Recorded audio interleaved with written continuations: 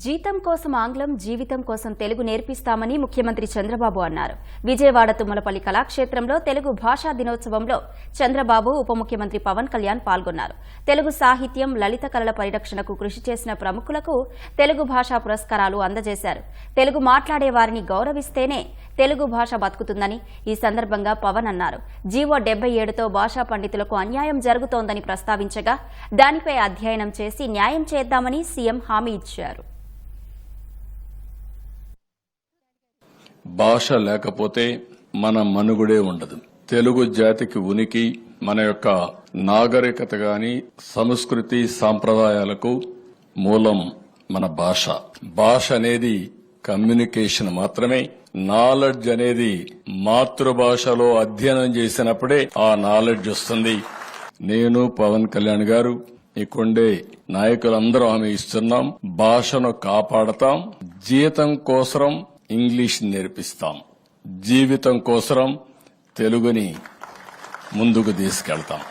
గడచిన ప్రభుత్వం కళాకారులకు కూడా పని చేయించుకుని డబ్బులు ఇవ్వలేదు. ఏవైతే మంచి ఫంక్షన్స్ పెడితే ఇప్పుడు కూడా కళాకారులు వస్తే వారికి కావలసిన ఆన్రోరం ఇవ్వకుండా ఇబ్బందులు పెట్టారు.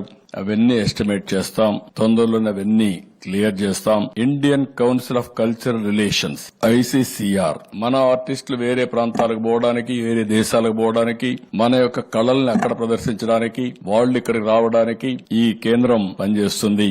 అందుకే ఆంధ్రప్రదేశ్ లో కూడా ఒక MOU చేసి మన కళాకారుల్ని ప్రపంచం మొత్తం పంపించే విధంగా, ప్రపంచంలో ఉండే కళాకారులు ఇక్కడికి వచ్చే విధంగా అధ్యయనం చేయడం కోసం ఒక MOU చేసుకుంటా, అవగాహన చేసుకుంటాం. దీన్ని కూడా ప్రోత్సహిస్తామని చెప్పి కూడా నేను మీకు తెలియజేస్తున్నా.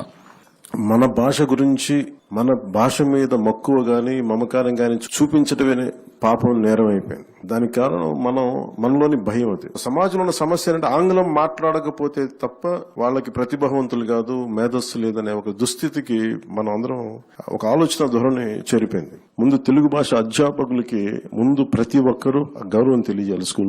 స్కూల్స్ లో గానీ, కాలేజెస్ లో గానీ.